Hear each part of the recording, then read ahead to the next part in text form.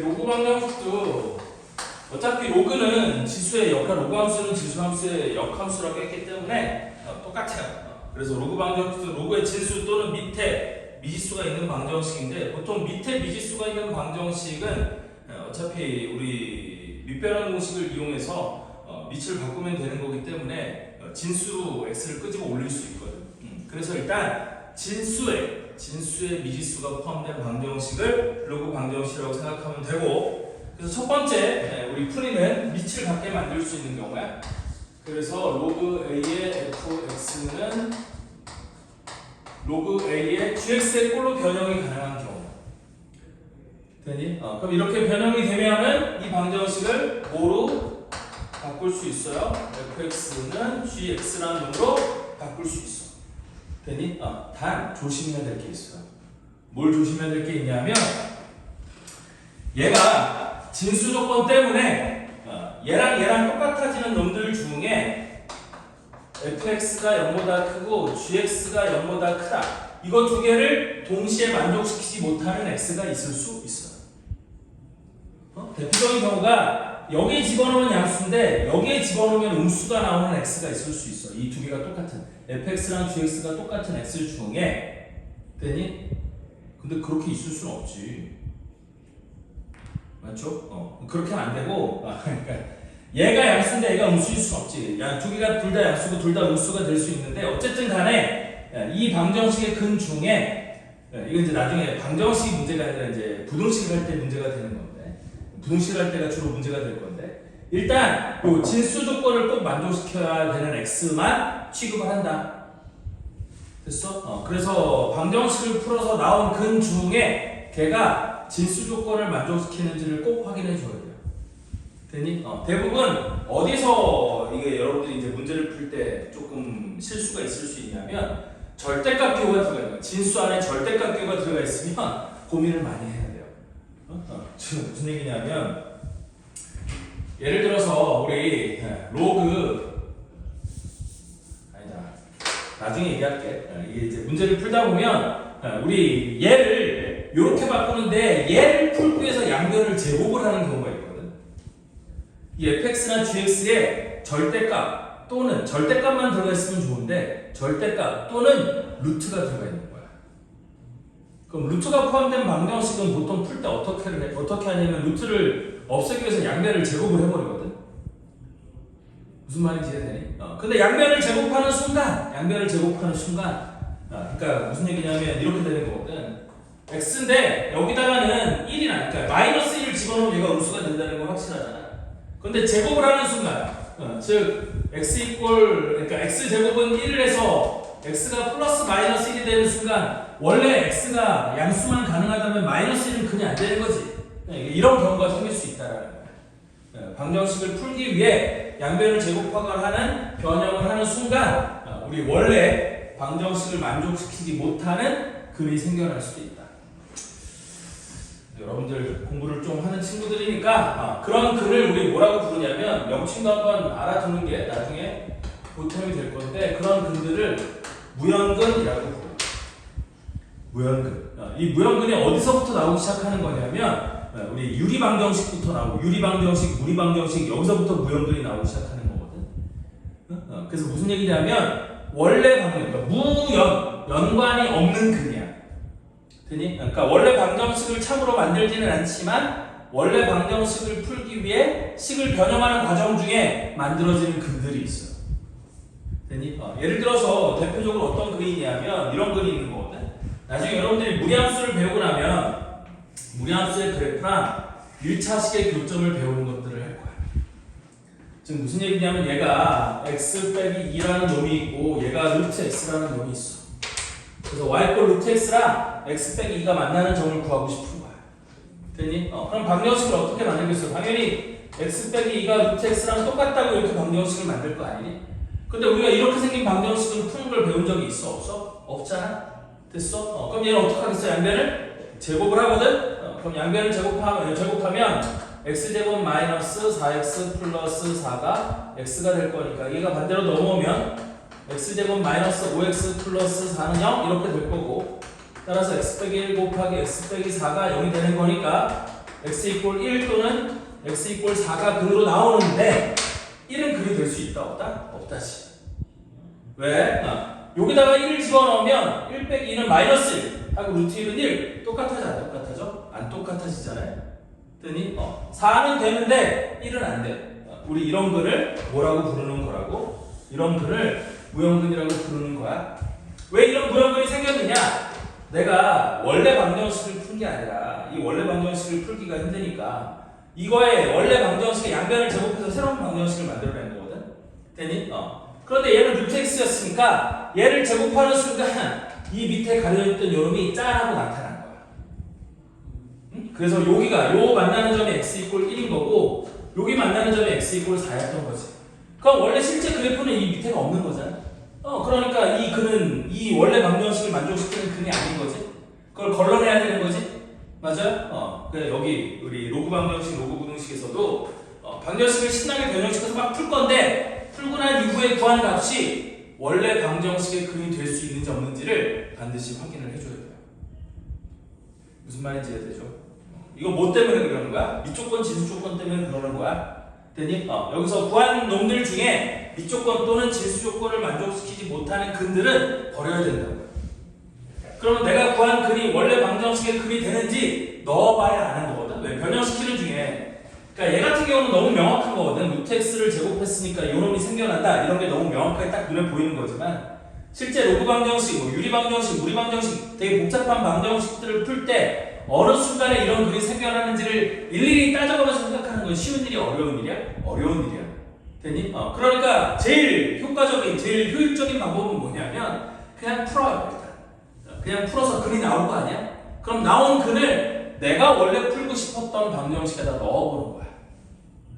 그래서 그 방정식을 참이되게 만드는 글이면 오케이, 걔는 합격인 거고. 내가 구한 근 중에 어떤 걸 넣어봤더니 말이 안 되는 근이 있어? 그럼 걔는 버리는 거야. 우리 그런 근을 무형근이라고 부르는 거예요. 됐죠? 그래서 그 무형근이 어디서 생겨나는지를 알면 그게 이제 제일 좋은 거고. 무형근이 어디서 생겨나는지 솔직히 잘 몰라도 어차피 내가 구한 근이 원래 방정식의 근이 되는지 한번 넣어보는 건 당연히 그럴 수 있는 거잖아요. 되니? 근데 이 지수 방정식은 그러니까 로그 방정식, 로그 부등식은 지수 방정식 부등식에서는 무형근이 거의 없어요. 거기서 무형근은 생길 수 있긴 한데 어떤 무형근이 생기는 거냐면 AX를 T라고 치환했을 때 T가 음수가 나오면 무형근이 만들어질 수 있긴 하거든.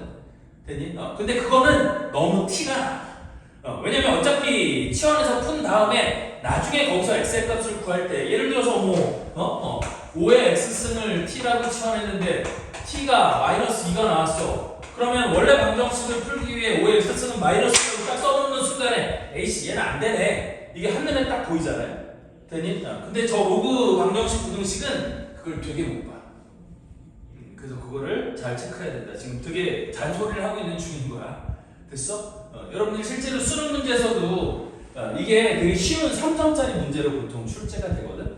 그런데 오답률은 뒤에 있는 4점짜리 킬러들이랑 비슷해요. 그러니까 오답률이 높은 이유가 뭐야? 끝에 진수 조건을 체크를 안 해서 그래. 됐죠? 그래서 진수 조건 체크 잘 하라는 거, 밑조건 진수 조건 체크 잘 하라는 거, 그것만 하면 로그 방정식도 별거 없어요. 똑같아요. 치환해서 하고 뭐 하고 다 똑같은 거예요. 되게 별거 없다. 그냥 쉽게 풀리는 거예요. 한 페이지 넘겨도 78페이지 로그 부등식 똑같아요. 그리고 로그 부등식도 부등식이니까 우리 부등식에서는 밑이 1보다 크냐 작냐를 반드시 구분을 해야겠지? 그거 구분만 하면 로그 부등식 똑같다. 다만 로그 부등식도 지수 부등식과 다르게 풀고 난 이후에 꼭 뭐를 봐야 돼요? 진수 조건까지 포함시켜서 부등식을 같이 풀어요. 연립 부등식을 풀어야 돼요. 되니? 우리 진수 조건은 부등식에서 따로 말을 안 할 거야. 밑조건, 진수 조건은 따로 말을 안 하더라도 부등식을 풀 때 밑조건, 진수 조건을 같이 넣어서 연립 부등식을 풀어야 된다는 뜻이야. 무슨 말인지 이해되죠? 그래서 로그만 튀어나오면 일단 밑조건, 진수 조건은 기본적으로 깔리고 가는 거야. 로그를 보는 순간 이 로그 값이 존재할 수 있는가? 라는 거에 대한 의문을 품는 게 맞아요. 무슨 말인지 이해되니? 그거를 항상 머릿속에 생각을 해야지만 그러니까 나중에 실수를 막을 수 있다.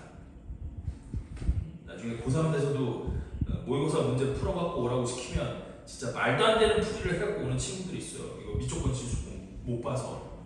알겠니? 꼭 잘 보라는 얘기예요.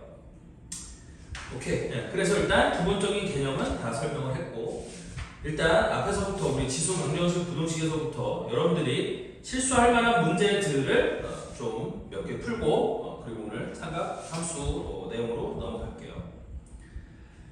자, 그래서 일단 70페이지로 가보면 이제 문제 한번 쭉 선생님이 하면서 코멘트만 하고 넘어갈 테니까 한번 쭉 보세요. 그래서 70페이지는 밑을 같게 만들 수 있는 지수 방정식. 근데 이제 문제가 까탈스럽게 303번처럼 주어질 수 있어. 됐니? 303번처럼 주어지면 얘 같은 경우는 우리 지수 법칙을 제대로 써야 되는데, 우리 지수 법칙을 쓸 때 밑과 문자, 그러니까 밑과 지수에 문자가 섞이기 시작하면 약간 이상한 미친 짓들을 하는 친구들이 있는데, 그러지 말고 지수 법칙만 제대로 잘 적용하면 어렵지 않게 볼 수 있을 거다. 특히 실수 많이 하는 게 뭐냐면 음수지수예요. 음수지수. 우리 음수지수는 뭘 의미하는 거라고 했어? 분자 분모가 바뀌는 걸 의미하는 거거든. 됐니? 그래서 그 음수지수 처리만 잘 해주면 어렵지 않게 풀 수 있는 문제가 되는 거고요. 그래서 얘는 밑을 2로 통일하면 되는 거니까 그렇게 하시면 되는 거고. 다음 71쪽으로 넘어오면 AX 승꼴이 반복되는 지수 방정식이야. 이것도 어렵지 않게 풀 수 있을 거예요. 거기 어려운 내용들이 없어요. 그냥 다 푸시면 되는 거고. 자, 다음 페이지 넘어오면 우리 밑에 미지수가 있는 지수 방정식이야. 그래서 밑에와 지수에 모두 미지수가 있는 경우에는 밑이 1인 경우, 그 위에 309번 문제 보면 풀이 흐름 잡기에 밑이 1인 경우와 밑이 1이 아닌 경우로 나누자 이렇게 되어 있는 거거든. 왜냐하면 밑이 1이 되면 밑과 지수에 모두 다 x가 있을 때는 지수가 서로 달라도 밑이 1이면 양쪽이 똑같은 거잖아요. 되니? 그럼 이렇게 물어봐야 돼. 선생님 그럼 밑이 0인 경우는 생각하지 않아도 되나요? 라고 물어봐야 되는데, 밑이 어때 지호야? 밑이 0인 경우는 생각할 필요가 있을까요? 없을까요? 없을 거. 왜? 이유? 0을 제곱하는 거는 뭔가 적어줄 0은 제곱은 0인데?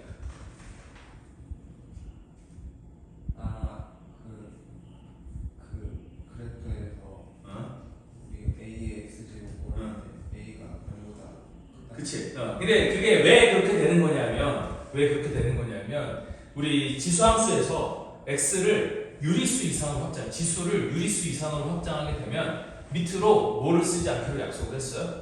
음수를 쓰지 않기로 약속을 했어. 그러니까 밑으로 양수만 쓰기로 약속을 했어요. 0이나 정수까지만 확장돼도 밑에다가 0을 안 쓰기로 약속을 했다고. 그러니까 밑이 0이나 음수인 경우는 아예 고려 대상이 아니에요. 됐니? 우리 지수, 앞으로 지수에서는 밑이 0인 경우와 음수인 경우는 아예 고려 대상이 아니야. 무슨 말인지 이해되니? 그러니까 이럴 수 있잖아. 예를 들어서 거기 나와 있는 것처럼 309번 문제처럼 x 빼기 2에 x제곱 더하기 x 플러스 1하고 x제곱 더하기 x 플러스 1하고 여기 있는 x 빼기 2에 6x 더하기 7이 있잖아요.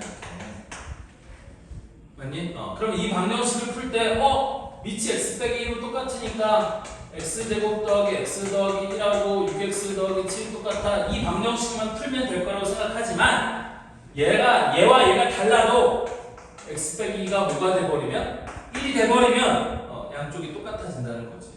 그러니까 얘는 이 방정식과 이 방정식 두 개를 풀어야 근을 구할 수 있는 거야. 모든 식을 구할 수 있는 거야. 그럼 여기서 이제 이런 얘기 할 수 있는 거잖아. 그럼 선생님 x 빼기 2가 0이면 0의 몇 제곱은 다 0 아닌가요? 라고 얘기할 수 있겠지만 얘가 0이 되는 건 안 된다. 기본적으로 안 된다.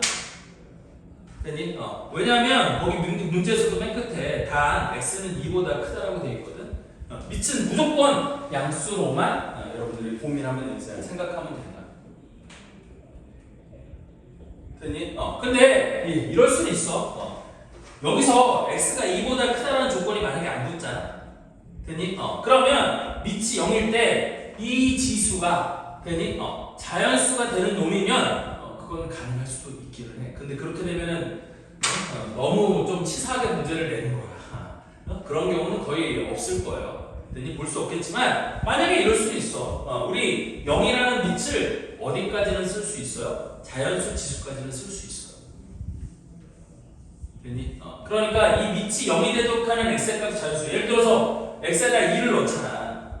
됐니? 여기서 x가 2보다 크다라는 조건이 없을 때 내가 만약에 x에다 2를 집어넣으면 얘는 뭐가 될 거고 0에 2의 제곱 4 더하기 1은 6 더하기 1이니까 7제곱이 여기다 0을 집어넣으면 아니 2를 집어넣으면 2에 2, 6에 12승 더하기 7이니까 19승 이렇게 아니 0에 19승 이렇게 되는 거잖아.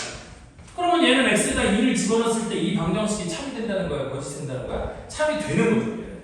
그런데 이때 이 지수가 자연수이기 때문에 얘는 x 이퀄 0이 근이 될 수 있으니까 x 이퀄 2가 근이 된다라고 얘기할 수 있는 거지. 만약에 내가 x에다 0을 집어넣어서 쭉 계산해봤더니 이 지수가 음수야? 그러면 걔는 그건 근이 될 수 없는 거야.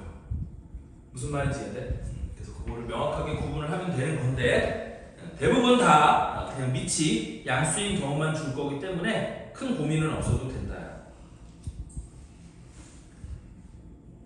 무슨 말인지 이해되죠?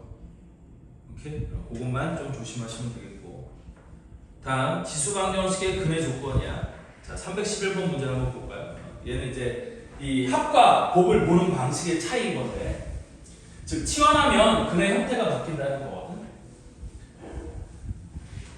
그래서 이 문제가 학교 시험에서도 제일 잘 나오고 니들이 제일 많이 틀리는 문제 중에 하나예요. 자, 311번 문제를 같이 볼게요.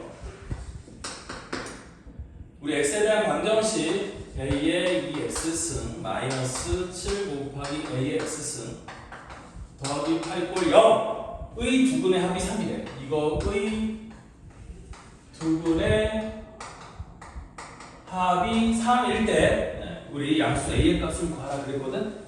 됐니? 그러면 여기서 이렇게 하는 거지.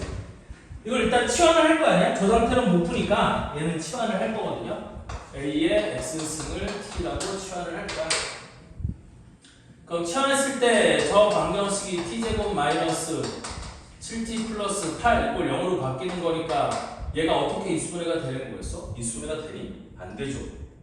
되니? 그러면 인수분해가 안 되니까 여기서 한참 고민을 하다가 어차피 두근의 합을 묻는 거잖아. 되니? 그럼 두근의 합을 묻는 거니까 이 두근의 합에서 우리는 곱을 봐야 이걸 두근의 합으로 바꿀 수 있는 거거든. 왜냐하면 우리 이 방정식의 두 근을 여기 있는 두 근을 알파 베타라고 하잖아. 만약에 원래 방정식의 두 근을 알파 베타라고 하잖아. 그럼 이 치환한 방정식은 두 근이 뭐가 되는 거냐면 a의 알파승, a의 베타승이 되는 거거든. 근데 우리는 뭘 줬어? 알파 플러스 베타를 줬잖아. 그럼 치환한 방정식에서 이 두 개를 곱해야지만 알파 플러스 베타가 나오게 만들 수 있겠지? 그래서 여기서 두 근의 곱을 봐야 된다는 거야. 그래서 치환한 방정식의 두 근의 곱은 우리 뭐가 돼? a의 알파 플러스 베타승이 될 건데 얘는 a의 세제곱인 거고 근각에서의 관계에 의하면 이 방정식의 두 근의 곱은 8이 되는 거잖아. 따라서 a 값은 2다. 이렇게. 그래서 제일 중요한 건 뭐예요? 치환을 하잖아. 방정식의 형태를 바꿨어. 원래 방정식의 두 근은 알파 베타지만 치환한 방정식의 두 근은 이렇게 바뀌는 거다라는 것만 잘 생각할 수 있으면 또 어렵지 않게 풀 수 있기는 해요. 되니? 그리고 나중에 여기서 이제 이 방정식의 실근에 관한 조건이 주어졌을 때 얘도 양수고 얘도 양수가 돼야 된다는 것도 항상 생각을 해야 된다고 했죠. 되니? 우리 저게 양수가 되어야만 해. 그런 조건들 주어질 거고. 그 다음에 나머지 73페이지에서도 어려운 문제들 없어요. 혹시 317번? 이런 건 풀 수 있겠지. 이런 건 풀 수 있을 거라고 믿어요. 자, 그래서 이것도 그렇게 보시면 되겠고. 자, 다음 6번. 유형도 74쪽 넘어와서 a, x 승분이 반복되는 지수부등식. 이것도 어렵지 않게 풀 수 있을 거고요. 그다음 밑에 미지수가 있는 지수부등식. 자, 밑에 미지수가 있을 때는 어떻게 해야 돼? 여러분들 75페이지에 유형 7번 323번 문제를 한번 보세요. x의 2x 빼기 1승이 x의 5 빼기 x승보다 작거나 같다. 그래서 밑이 0과 1 사이일 때, 밑이 1보다 클 때. 자, 일단 지수에서는 무조건 밑에 미지수가 들어가잖아. 그럼 그 미지수가 1보다 클 때와 작을 때, 걔가 밑이 0보다 큰 건 당연한 거고 그 밑이 1보다 클 때와 작을 때로 나눠서 생각을 해야 된다는 뜻이야. 왜냐하면 지수함수는 밑이 1보다 작으면 함수함수고, 즉 부동의 방향이 반대로 바뀌어야 돼. 지수끼리 비교할 때 부동의 방향이 반대로 바뀌어야 되는 거고, 미칠보다 크면 우리 지수의 그 부동호가 안 바뀌는 거거든. 그래서 그거만 주의해서 보시면 되는 거기 때문에 밑에 미지수가 있는 지수 부등식도 그렇게 보시면 되겠고. 자, 이제 어려운 건 유형 8번이야. 여기 유형 8번 문제가 시험에 어렵게 나오는데, 자, 325번 문제를 보세요. 판별식 쓰면 망하는 거다. 그런 얘기거든. 자, 무슨 얘기냐면 325번 문제를 보면 우리 모든 실수 x에 대해서 부등식 64의 x승이 마이너스 k 플러스 8의 x 플러스 1승보다 크다가 모든 실수 x에 대해서 성립하기 위한 실수 k의 최소값을 물어봤어요. 그럼 당연히 얘도 이 상수 마이너스 k라는 놈이 붙어있으니까 이 부등식을 풀기 위해서 8의 x승을 t라고 치환하는 건 당연한 거겠지? 그래서 치환하면 얘가 어떻게 바뀔 거냐면 t제곱이 마이너스 k 플러스 8t 8x 플러스 1승은 8의 x승 곱하기 8의 1승이니까 8t로 바뀌는 거야. 됐니? 그럼 2차 부등식이니까 넘겨! 그래서 t제곱 마이너스 8t 플러스 k가 0보다 커났다. 그런 다음에 이제 오해를 하는 거야. 그럼 이 부등식은 모든 실수 t에 대해서 성립해야 되는 부등식이에요? 모든 양수 t에 대해서 성립하면 되는 부등식이야?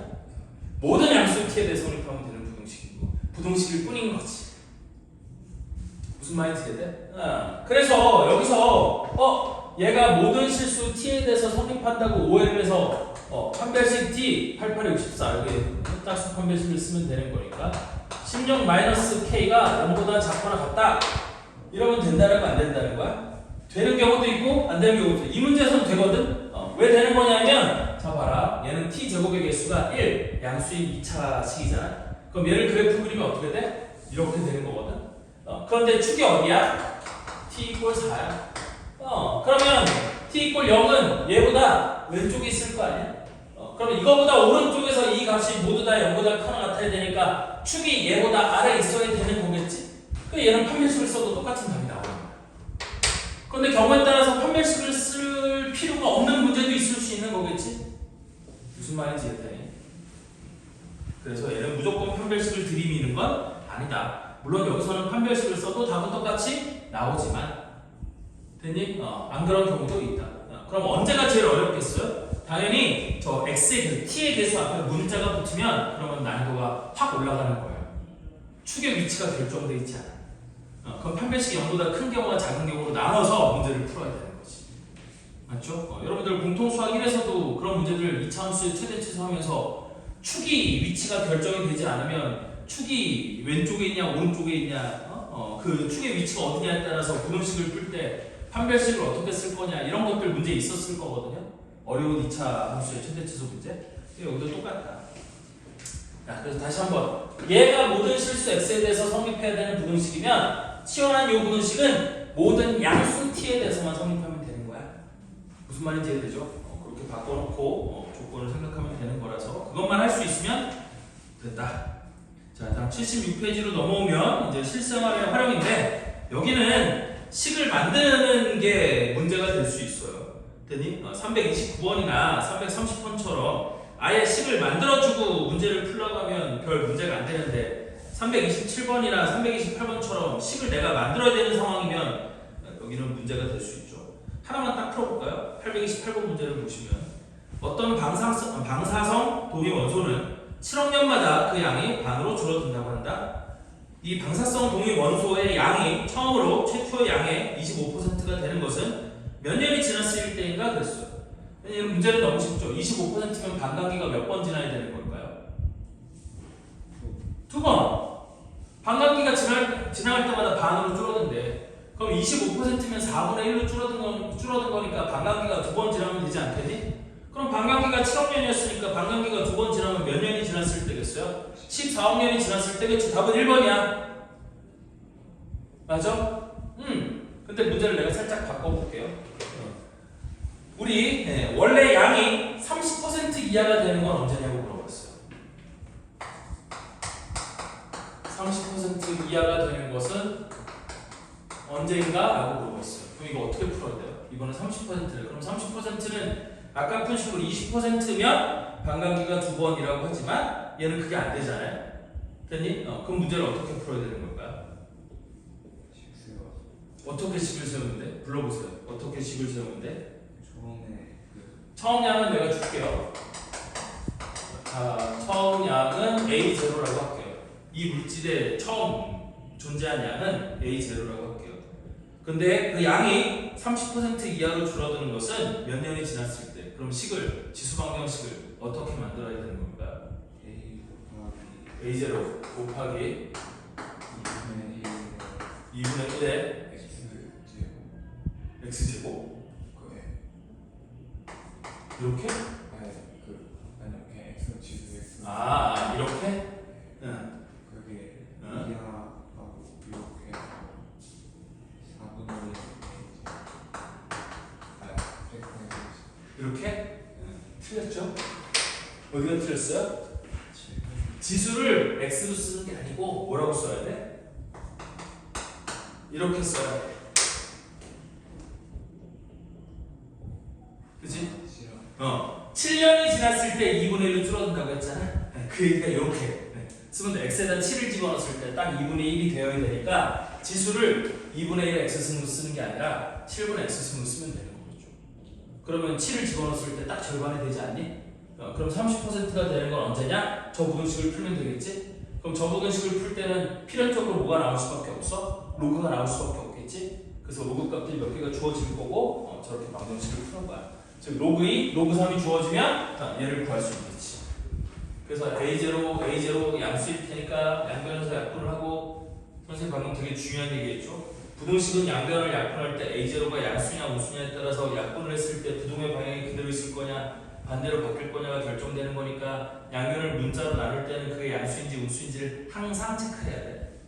됐어? 근데 A0는 처음 양이니까 양수일 거고 그럼 약분해서 날리고 그럼 2분의 1의 7분의 x승이 100분의 30, 10분의 3보다 작거나 같아야 되는 거니까 양변에다가 위치 10인 로그를 취하면 되는 거거든.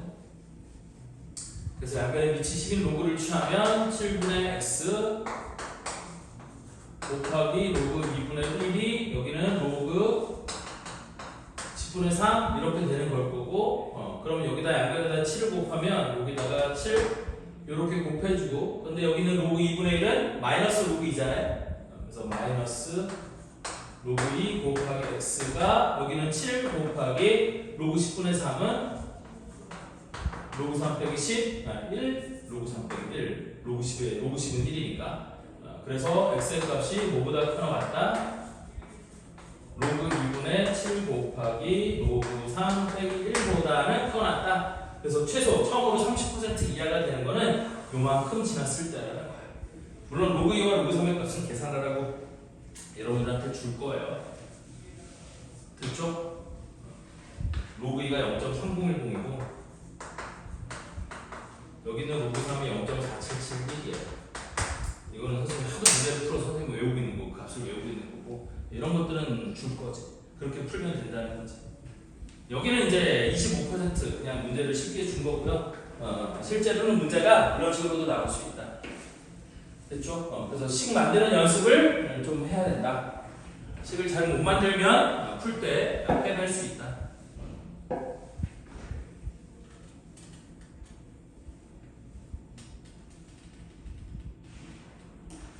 아까 지호가 말한 대로 이거를 2분의 1 x승으로 만들면 1년 만에 절반으로 줄어드는 거니까 요 값이 잘못 나오는 거야.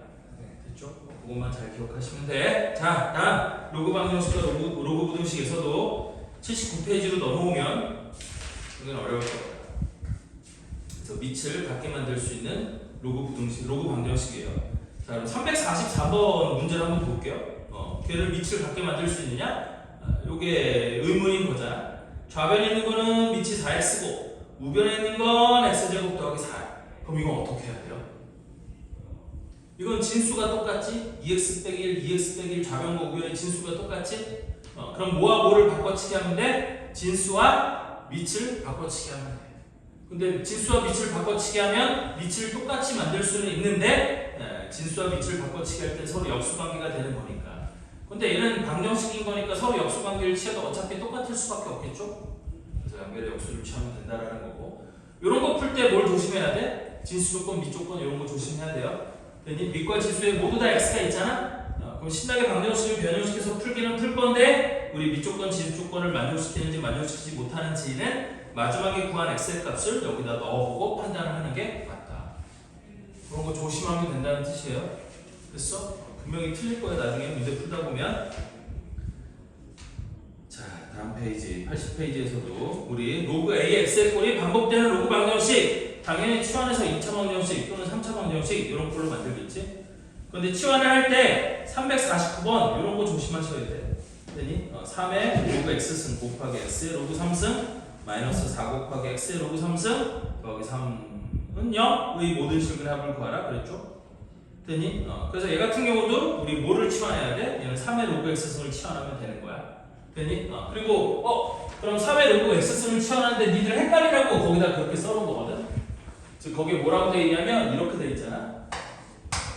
3의 로그 x승 풀 아니라 곱하기 x의 로그 3 이렇게 돼 있는 거잖아. 근데 얘랑 똑같아 달라? 똑같은 거야. 됐니? 우리 밑변환 공식 중에서 a의 로그 b의 c가 c의 로그 b의 a랑 똑같다라는 놈이 있었어.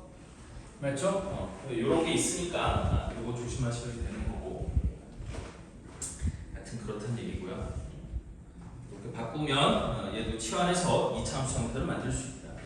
자, 그래서 중요한 건 얘기하는 거지만 식의 형태가 어떻게 주어지느냐에 따라서 변형하는 방법은 천차만별이야. 진짜 나중에 그 수능기출 문제집이나 이런 거 풀어보면 별의별 신기하게 진짜 와씨 어떻게 이렇게 해놨지? 네, 라고 생각할 만한 문제들도 있어요. 됐어? 그래서 새로운 형태가 나올 때마다 이런 형태는 이렇게 바꾸면 풀 수 있구나 라는 걸 자꾸 익혀두는 게 좋겠다. 자, 다음 81페이지로 넘어오면 유형 12번에 양변의 로그를 취하는 방정식이야. 그럼 양변의 로그를 취했다는 뜻은 무슨 뜻이야? 밑과 지수에 모두 다 x가 있다는 뜻이야. 그럼 양변의 로그를 취하면 지수에 있는 x를 밑으로 끄집어 내릴 수 있는 거예요. 맞죠? 그래서 양변의 로그를 취하는 방식 앞에 똑같은 거 문제 있었어요. 그거 보고 보면서 그러니까 그걸 참고해서 얘도 똑같은 식의 변형을 하면 된다라는 거고. 됐니? 다만 로그가 튀어나오면 제발 뭐를 좀 보라고요? 진수 조건, 밑 조건 좀 보라고. 그것만 잘 보시면 되는 거고요.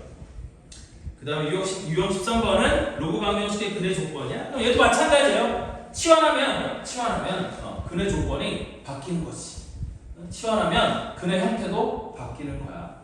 다만 우리 지수에서는 치환을 할 때 치환한 놈이 반드시 0보다 커야 된다는 제약 조건이 따라 붙는데 로그에서는 그런 제약 조건은 없어요. 없지? 왜? 로그 함수는 치역이 실수 전체 집합이죠. 따라서 치환한 놈이 꼭 양수가 돼야 된다거나 그런 제한 조건은 안 붙지만 로그에서는 뭐를 조심해야 된다고? 밑 조건, 진수 조건 이것만 조심하면 돼요. 치환한 놈의 제약은 없다. 치환은 좀 더 자유로운 편이에요. 로그는 지수가 치환이 좀 까탈스러워. 자, 다음 부등식으로 넘어와서 유형 14번 밑을 갖게 할 수 있는 로그 부등식 별거 아니죠. 밑을 갖게 만들면 밑이 1보다 크냐 작냐만 판단해서 진수끼리 어느 게 더 크고 어느 게 더 작냐 이거를 판단하면 되는 거니까 밑을 갖게 할 수 있는 로그 부등식은 그렇게 푸시면 되겠고. 그 다음에 유형 15번으로 넘어오면 로그 a의 x꼴이 반복되는 로그 부등식이야? 그럼 얘 당연히 뭘로 바꿔치기 하는 거겠어? 치환을 해서 2차식을 만들거나 뭐 다른 놈으로 바꿔서 푸는 거겠지. 됐니? 다만 지수처럼 얘가 치환한 놈이 항상 양수해야 된다는 조건이 붙는 건 아니니까 그런 면에 있어서는 조금 더 자유로울 수 있어요. 로그 부등식이 조금 더 자유로울 수 있어요. 다만 로그 부등식을 풀 때에는 항상 연립 부등식을 풀어야 된다고 했지. 진수가 0보다 크다. 그 부등식까지 엎어서 연립 부등식을 풀어야 되는 거예요. 그러니까 결론은 이거야. 방정식이 됐건 부등식이 됐건 방정식 또는 부등식을 푼 이후에 나온 해가 원래 방정식의 근이 될 수 있는지 다시 한번 확인하라는 뜻이야. 됐니? 근데 이게 다음 방정식도 마찬가지고 우리 나중에 미적분 오래가는 거 그러니까 아니 공통수학 원에서도 여러분들 3차 방정식, 고차 방정식 배웠지? 맞아요? 근데 그 고차 방정식이 얌전하면 모르겠는데 고차 방정식에 여러 가지 기호가 들어가는 거나 그렇게 되면 걔도 골 때려질 수 있긴 한데 그냥 내가 지금 무슨 잔소리를 하고 싶은 거냐면 어떤 방정식, 부등식이 됐건 아니 당연히 그런 방정식, 예를 들어서 이런 방정식을 풀 때도 마찬가지야. 말이야. x 빼기 1이 0이라는 방정식을 풀었어. 그럼 x가 1인 건 당연하지 않아? 됐니? 그런데 머리 한쪽에 얘를 풀었을 때 x가 1이야? x에다 1을 집어넣었을 때 얘가 참이 돼? 예, 라는 사고를 꼭 거기다 프로세스를 꼭 집어넣으라는 얘기야. 중간에다. 당연하잖아. 여기 x에다 1 집어넣으면 얘 참이 되는 건 너무 당연하지 않아? 맞아? 그런데 이 방정식을 풀 때 이 방정식이 참이 되도록 하는 x의 값을 구해서 그냥 기계적으로 얘를 이항해갖고 x는 1이라고 기계적으로 구했어? 여러분들 머릿속에서는 기계적으로 구하거든요, 보통. 됐니? 원래 방정식을 푼다는 건 이 방정식이 참이 되는 미지수 x의 값을 구하는 과정인 건데 그게 방정식의 종류에 따라 푸는 방법이 다 정해져 있는 거야. 만약에 방정식을 풀 때마다 풀이 방법이 정해져 있지 않으면 이 방정식을 참이 되게 하는 미지수의 값을, 미지수 x의 값을 어떻게 구할 것인지 고민을 해서 구할 거 아니니? 근데 매번 그럴 수가 없어. 우리는 지금 뭐 수학 연구를 하는 게 아니라 그냥 대학을 가기 위한 수학 시험 준비를 하고 있는 거니까 당연히 방정식의 형태에 따라 이 방정식은 이렇게 푼다. 푸는 방법이 다 정해져 있잖아요. 됐니? 그러면 여러분들 머릿속에서는 은근 이 방정식을 참이 되게 하는 미지수 x의 값을 구한다는 생각보다는 얘는 이런 형태니까 이렇게 하면 x의 값을 구할 수 있어 라는 그 프로세스만 머릿속에서 이렇게 돌아가는 거야. 그러니까 거기다가 선생님은 하나를 추가하라는 거지. 맨 마지막에 방정식을 모두 다 방정식 또는 부동식을 풀고 난 맨 끝에다가 내가 구한 값이 정말 방정식에 근이 되는 게 맞아? 라는 걸 확인하는 절차를 하나 넣으라는 거야. 그거 오래 걸리는 거 아니니까. 됐니? 그 과정 하나만으로 어마어마한 실수들을 잡아낼 수 있어요. 됐어? 우리 원래 그러잖아. 우리 중학교 때부터 활용 문제를 풀 때는 식을 만들어서 풀고 난 이후에 구한 값을 식에다 다시 대입해서 걔가 정말 내가 푸는 문제의 답이 될 수 있는지 꼭 확인하는 절차를 거치라고 활용 문제 풀 때 그렇게 배우지 않았어? 됐니? 방정식, 부동식도 마찬가지야. 어차피 그런 과정 중에 하나라고 생각을 해서 내가 풀고 방정식, 부동식을 풀어서 얻은 미지수의 값이 원래 방정식에 근이 되는지 한번 확인하는 절차를 꼭 머릿속에다 집어넣고 그거를 반복적으로 습관화하면 나중에 실수를 줄일 수 있는 굉장히 큰 도구가 된다라는 얘기예요. 됐죠? 진수 조건, 미조건, 지수 조건 이 얘기하다가 여기까지 온 거야. 됐죠? 그래서 그 프로세스가 들어가 있으면 미조건, 진수 조건도 고민할 이유가 없는 거죠. 어차피 거기서 다 걸러져. 무슨 얘기인지 이해되니? 내가 문제를 풀 때 미조건, 진수 조건을 깜빡했다 하더라도 맨 끝에 내가 구한 x의 값을 원래 방정식에 대입해서 걔가 참이 되는지 안 되는지를 확인하는 과정이 머릿속에 딱 있으면 되니? 굳이 미조건, 진수 조건 강조하지 않아도 어차피 끝에 확인하는 과정 중에 다 걸러지게 돼 있다. 됐죠? 근데 그게 로그 방정식, 부등식에서 뿐만 아니라 모든 방정식, 부등식 문제에서 그 과정이 들어가야 맞는 거예요, 원래. 무슨 말인지 이해되죠? 꼭 확인하라는 거야. 이 정도 잔소리 했는데 나중에 틀리면 난 원래 잘못 없어. 자, 84페이지. 양변의 로그를 취하는 부등식. 마찬가지예요. 얘도 밑과 지수에 모두 다 x가 있으니까 양변의 로그를 취해서 끄집어 내리는 거지. 근데 끄집어 내리면 로그가 포함된 방정식, 부등식이 나올 수 있다라는 거예요. 됐어? 자, 그리고 얘들아 우리 원래 로그끼리 혹은 지수끼리 비교할 때 밑이 1보다 크냐 작냐를 비교하는 것도 맞는데 원래 로그가 없던 놈에다가 그러니까 예를 들어서 내가 이 얘기를 하는 거거든. 무슨 얘기냐면 원래 fx보다 gx가 크다라는 부등식이 있는데 이 부등식이 그냥 안 풀리니까 나는 양변에다가 로그를 취할 거야. 그럼 로그를 취하는데 예를 들어서 밑이 2인 로그를 취했다고 쳐봐. 그래서 여기도 로그 2의 fx, 로그 g의 gx라고 하면 여기서는 부동의 방향이 그대로 있어야 되는 거거든. 근데 만약에 밑이 1보다 작은 로그를 취할 수도 있는 상황이 있을 수 있거든. 그럼 만약에 내가 여기다가 로그 밑이 2분의 1인 로그를 취했다고 쳐봐. 그럼 그때는 부동의 방향이 반대로 바뀌어야 되는 거 이해되죠? 맞아? 그래서 양쪽에서 로그를 떼낼 때도 마찬가지지만 붙일 때도 밑이 1보다 크냐 작냐에 따라서 부동의 방향을 그대로 둘 거냐 바꿀 거냐를 조심해서 봐야 되는 거예요. 맞죠? 이거 조심하셔야 되겠고요. 그 다음에 유형 17번의 로그 부등식이 항상 성립하는 조건, 이건 지수보다는 쉽다. 다만 여기서도 꼭 뭘 보라고요? 밑조건, 지수 조건을 봐가면서 로그 부등식이 항상 성립하는 조건을 따져야 된다. 그래서 하여튼 밑조건, 지수 조건 이거는 거기도 그래서 366번 여러분들 보고 366번에 풀이 흐름 잡기에 1단계, 2단계, 3단계, 4단계를 보세요. 1단계 뭐라고 돼 있어? 진수가 0보다 크다를 만족시키는 a 값의 범위를 구하라 이렇게 돼 있는 거지. 되니? 그래서 로그가 포함된 방정식이나 부등식을 풀 때는 원래 미조건, 진수 조건을 가장 먼저 써놓고 하는 거야. 유형 16번에도 1단계가 진수가 0보다 크다를 만족시키는 x의 값의 범위를 구하라고 돼 있잖아요. 됐어? 그래서 진수 조건, 미조건을 제일 처음 생각하는 게 그게 맞다. 자, 다음 유형 18번으로 넘어오면 로그를 포함한 방정식과 부등식의 활용 문제야. 이것도 하나만 해보고 갈까요? 372번 문제 하나만 풀어보고 갈게요. 너무 말로만 하고 있는 것 같으니까 한 문제 정도 또 풀어봅시다. 별거 아니야. 뭐 그렇게 막 까탈스러운 문제들이 실려있지 않기 때문에 간단하게 풀고 가볼게요. 372번 x에 대한 2차 방정식 x제곱 마이너스 2x 로그 3의 a 이거는 개수의 로그가 들어가 있는 거지. 플러스 4 로그 3의 a 빼기 3 플러스 4 로그 3의 a 빼기 3이 0. 이 실근을 갖지 않도록 하는 약수 a 값의 범위가 알파보다는 크고 베타보다는 작다일 때 알파 플러스 베타의 값을 구하라고 했어요. 그럼 얘는 뭐에 대한 방정식이야? x에 대한 방정식이잖아. 그럼 x에 대한 방정식에서는 얘는 로그 방정식은 그러니까 로그 방정식은 아닌 거지. 맞아? 그냥 방정식인 거지. 근데 그냥 실수 x에 대한 2차 방정식이 실근을 갖지 않아야 되는데 그럼 판별식이 0보다 작아야 되는 거겠지? 그래서 여기는 그냥 판별식을 쓰면 되는 거지 일단. 근데 그 판별식이 로그 부등식일 뿐인 거야. 그래서 짝수 판별식을 써보면 짝수 판별식이 로그 3의 a의 제곱 마이너스 4 로그 a의 4이 로그 3의 a 플러스 3 이렇게 되는 걸 거고 얘가 뭐보다 작아야 된다고? 0보다 작아야 되는 거라고 했죠.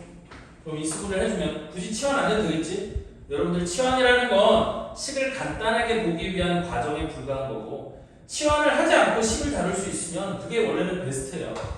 그래서 로그 3의 a 빼기 1 곱하기 로그 3의 a 빼기 3이 0보다 작다? 그럼 로그 3의 a는 증가함수니까 우리 이 부등식은 로그 3의 a가 1보다 크고 3보다 작다? 이렇게 된다는 거겠지. 따라서 요 밑이 3인 거니까 얘를 밑이 3인 로그로 바꿔주면 결국 a 값의 범위는 3보다는 크고 3의 3승 27보다는 작다 이렇게 될 거라는 얘기야. 그래서 알파가 3이고 베타가 27이니까 알파 플러스 베타는 30 값은 30이에요. 무슨 말인지 이해됐죠? 왜? 인성이 어디가 안 맞는 모양인데? 어디가 이해가 안 되는 모양인데 식이? 네? 어디 이해가 안 되는 데가 있어? 저 마이너스 3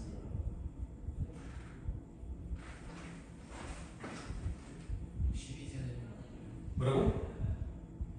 잘못 잘못 봤어? 그럼 맞아?